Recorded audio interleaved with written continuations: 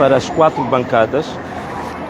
Esta é um ofício em que sucintamente solicitamos à Presidente da Assembleia da República tomar todas as diligências regimentais e procedimentais para se criar uma comissão parlamentar de inquérito para averiguar a probidade da gestão do Fundo Nacional de Desenvolvimento Sustentável, cujo derivado mais conhecido é o Sustenta.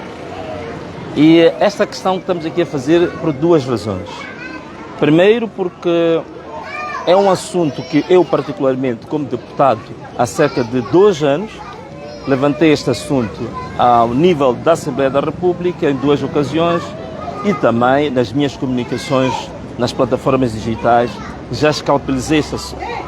Nas últimas semanas, o assunto ganhou uma dimensão, digamos, mais midiática, em face do pronunciamento ou do posicionamento do atual Ministro da Agricultura, que dizia que não conhecia o projeto Sustenta. Então isto levantou um debate acérrimo. E eu então achei por bem não só estar no debate teórico e debate midiático, mas passar por uma ação que tenha efeitos um pouco mais concretos e tangíveis. É que se temos um fundo público com fortes indícios de ter sido mal usado, mal gerido, cuja gestão a ter este momento indiciária ter sido extremamente danosa para o bem público, então temos possibilidades de, ao nível do Parlamento, se averiguar até que ponto esta percepção generalizada ela corresponde à verdade ou não. Então, para esse efeito, a minha contribuição foi juntar todos os elementos de prova, tanto os relatórios que existem do Tribunal Administrativo, artigos dos jornais, outro tipo de informação e de documentos disponíveis, juntar e sistematizar toda esta informação, colocar à disposição da Assembleia da República para, avaliando a fundamentação que a gente apresenta aqui, verificar a possibilidade de se abrir uma comissão parlamentar de inquérito para averiguar até que ponto existe ou não probidade na gestão, digamos, do Fundo Nacional de Desenvolvimento Sustentável. Algumas das evidências que nós recolhemos são evidências das quais vêm de instituições, digamos, insuspeitas, como, por exemplo, o Tribunal Administrativo. Temos 2 relatórios de auditoria de 2020 e de 2021. Vemos vários artigos de centros de pesquisa também muito credibilizados, como a OMR, o CIP e vários jornais nacionais também que fizeram trabalhos de campo de pesquisa particular. E também a última questão que coloco tem muito a ver com a distinção entre o que é o Fundo Nacional de Desenvolvimento Sustentável, o que é o Sustenta e o que é os outros projetos particulares, porque existem vários, não é? Existem vários. Normalmente a gente fala destes 2, mas existe o MOSBio, MOSLand, o Landscape, o Redatalist, são vários projetos que estão na umbrella do Fundo Nacional de Desenvolvimento Sustentável. Portanto, este é o primeiro ponto. O segundo, não só submeti para a criação desta comissão parlamentar de inquérito, mas também submeti hoje ao Procurador-Geral da República, porque existem indícios, naturalmente, de gestão danosa, ser gestão danosa, gestão criminosa. E ser gestão criminosa significa que a Procuradoria-Geral da República tem, digamos, todos os instrumentos legais para dar impulso, digamos, a uma investigação e ver se há matéria indiciária suficiente para a abertura de um processo e começar. Portanto, são duas dimensões em que tratei a questão do Fundo Nacional de Desenvolvimento Sustentável, ou mais conhecido pelo projeto mais famigerado, que é o Sustenta. Portanto, esta que era a questão que eu queria partilhar convosco, no sentido de que também é uma componente didática para o povo moçambicano, porque a Constituição da República, no seu artigo 182, define que quem tem iniciativa de lei só são apenas as unidades da Assembleia da República, como as bancadas parlamentares, os deputados, digamos, também penso que a Comissão Permanente. Então são exclusivamente órgãos da Assembleia da República. Fora da Assembleia da República, só cabe iniciativa legal à Presidência da República e ao Governo. Então significa que o cidadão comum, a sociedade civil, o outro tipo de quadrantes da sociedade não tem cobertura constitucional para apresentar uma iniciativa de lei. Mas mesmo com esta situação, é possível, usando a questão do interesse nacional, nós apelarmos àqueles que têm a cobertura constitucional para apresentar a iniciativa de lei, para, mediante a nossa proposta, adotarem a nossa proposta e tornarem um projeto da Assembleia da República para ser debatido ao nível do plenário. Portanto, tem a função didática, de um lado, para a sociedade moçambicana, e, por outro lado, também tem a obrigação que todos nós temos, que notando e tendo informação de qualquer aspecto em que há gestão danosa do bem público, dos fundos públicos, podermos agir e usarmos todas as energias à nossa disposição para ver responsabilização e clarificação disso. Por último, dentro de mais ou menos 2 horas, vou a um simpósio do CIP. Hoje o CIP faz 20 anos, então temos um simpósio e esta matéria também vai ser objeto da apresentação que eu vou fazer no simpósio, no sentido de que é um exemplo concreto de como é que nós poderemos usar mecanismos alternativos para fortalecer a capacidade de nós próprios fazermos parte da transparência, da lisura, da gestão dos bens públicos e, neste caso, de um fundo público. Não é? Muito obrigado. Não foi o primeiro procedimento que fez, já submeteu vários recursos até nas instâncias de justiça e nunca tiveram pernas para andar. Será que desta vez haverá resposta? Olha, a minha obrigação como cidadão é dar um passo em frente, é dar um pouco do meu suor, do meu litro, como se costuma dizer. Depois, há outra questão que é importante. Temos a sociedade civil, temos também a comunicação social, os jornalistas, todos nós de mãos dadas temos que fazer pressão. Portanto, este projeto não é um projeto do Venâncio, este projeto é um projeto nacional e o que está em causa é o bem nacional, é o bem público, são valores nobres da nossa pátria. Então significa que eu aproveito também convocar a própria comunicação social para fazer acompanhamento deste caso e fazer pressão às instituições que devem tomar a decisão para que este caso não caia em letra morta, né? Apenas Mariana, é difícil falar contigo nos últimos dias, mas vamos aproveitar a ocasião. Há algumas questões pendentes. A primeira, há quantas andas o processo de criação do seu partido, numa altura em que a Justiça recomenda algumas correções aqui e acolá? Eu quero, por favor, nos deixar claros que correções são essas e como está a acontecer isto até agora. Muito bem, obrigado. Olha, o ofício que nós recebemos do Ministério da Justiça tornou-se público, portanto foi publicado, penso que está na agenda. O que eu posso garantir é que há uma resposta ao ofício do Ministro. E neste momento estamos à espera da resposta final. Podes-me perguntar, mas que resposta que vocês deram? É que também neste momento houve necessidade de haver alguma reserva, tanto da parte do Ministério, se forem ver, o próprio Ministério praticamente reserva-se muito a entrar em detalhes. Então nós também queremos ser leais a esse princípio, mas muito brevemente vamos ter a resposta do Ministério. Mas nós já submetemos a correção de todas as irregularidades que foram indicadas pelo Ministério da Justiça.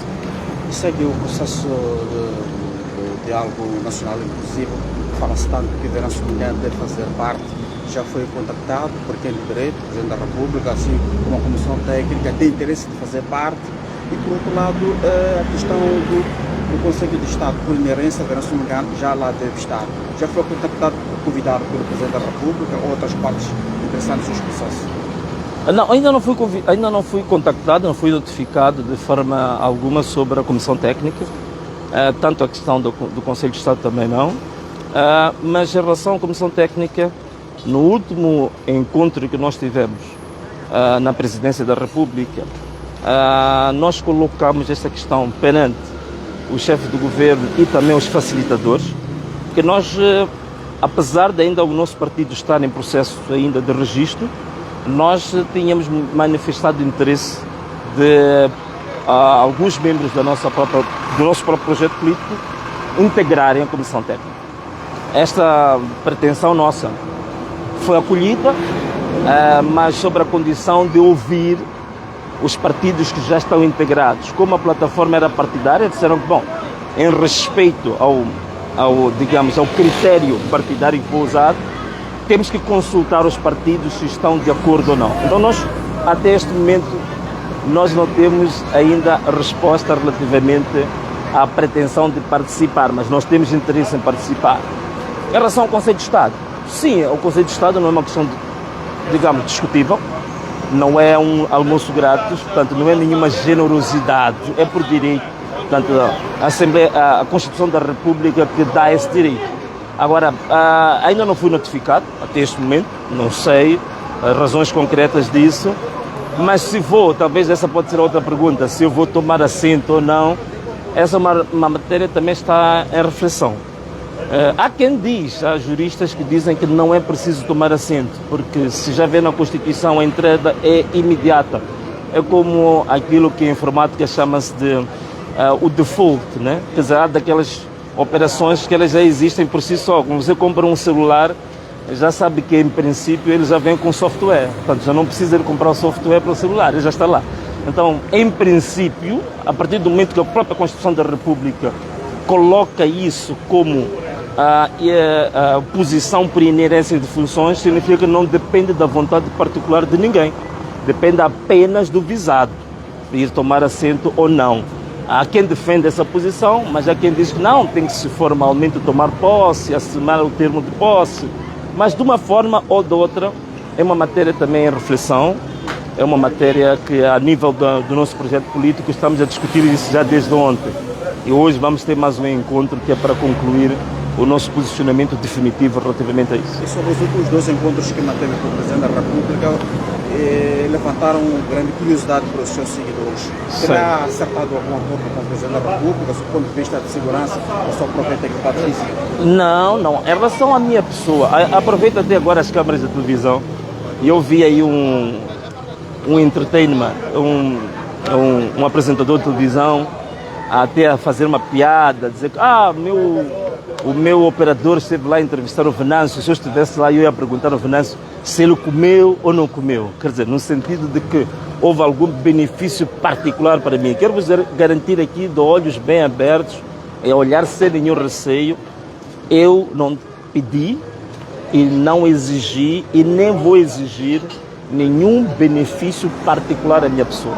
Seja em matéria de segurança, seja em matéria financeira, seja em matéria econômica, seja em matéria de qualquer benefício material ou de qualquer outra forma. Não tenho interesse nenhum em benefícios particulares. Agora, o que eu pedi, o que nós colocamos, o que foi acordado, é haver celeridade no processo da amnistia relativamente às pessoas que estão detidas, são mais ou menos 4.000 pessoas. Tem que haver celeridade na instrução ao Serviço Nacional de Saúde, que é um serviço público, para se garantir tratamento médico e medicamentoso gratuito a todas as pessoas que foram feridas durante o processo das manifestações. São mais ou menos 2.000 pessoas.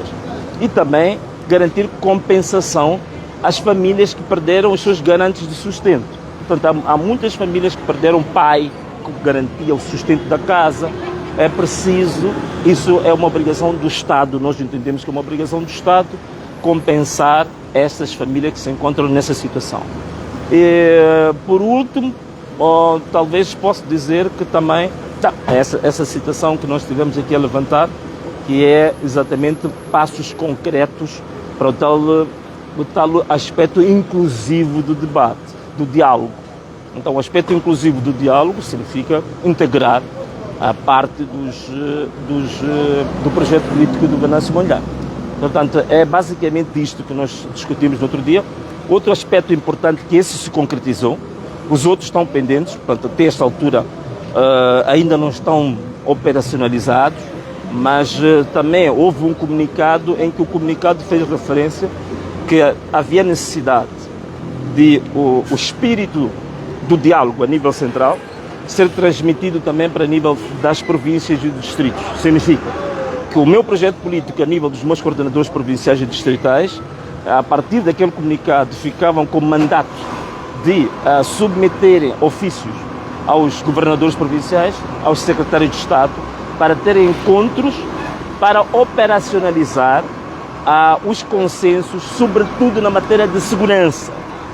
E isto já foi feito em todas as províncias, já submetemos cartas em todas as províncias para que comece também esta coordenação, não só a nível central, mas também a nível da província e do distrito, como forma de, em definitivo, nós garantirmos a estabilização, a paz e a tranquilidade no território nacional a todos os níveis. No entanto, o documento já foi assinado com a sua ausência. O diálogo político foi assinado a 5 de novembro, se não era de março. 5 de março. 5 de março foi Portanto, no dia... Não estava, não fez parte. Se não fiz parte, porque nesse dia eu estava a sofrer um atentado, né? Não tinha como estar a assinar o acordo e ao mesmo tempo estar a esquivar as balas da UIR.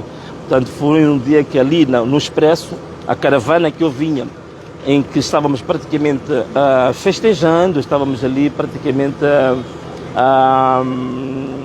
ovacionando com a população. Portanto, era um festejo, era um cortejo, digamos, de festejo com a população, cantando. A UIR atacou com balas verdadeiras, vocês sabem as vítimas que foram causadas, e eu estava naquele dia naquela caravana. Foi assinado este acordo com a sua ausência, não participou do diálogo? Não participei do diálogo, ainda não participei até este momento. E eu, como estava a dizer, que havia interesse em um projeto político fazer parte deste diálogo. Nós colocamos esta pretensão no último encontro que nós tivemos na presidência da República. Portanto, até este momento não há resposta em relação a isto. Obrigado. Yeah. Ok, muito obrigado, tá bem? Fiquem bem, tá bom.